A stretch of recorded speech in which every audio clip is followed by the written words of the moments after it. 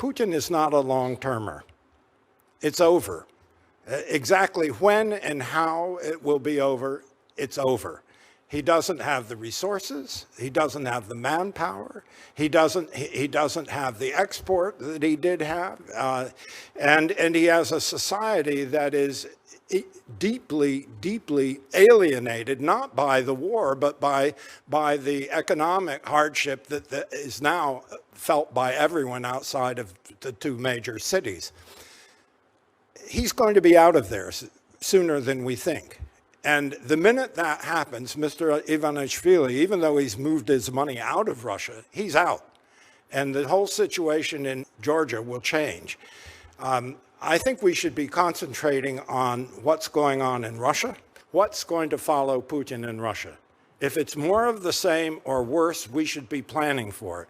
If it's a dramatic change for the better, as occurred after the disastrous Russian defeat in the Crimean War in the 19th century, disastrous, that produced an age of reform.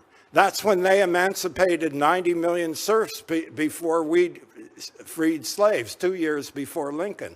That's when they created a new legal system.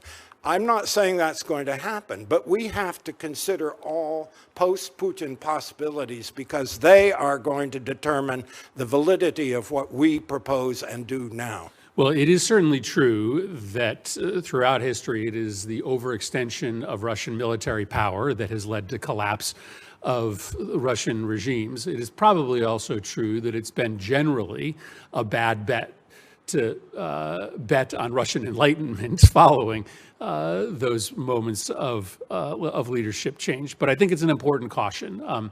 We were told forever, for instance, that Assad was weak. It was just a matter of time. It seemed to be a fool's errand. And then all of a sudden, overnight, he was gone. And maybe we didn't spend enough time planning for that moment because we just didn't believe that it was true. And so it's, I think, wise counsel for us to think about how you would manage a post-Putin Russia.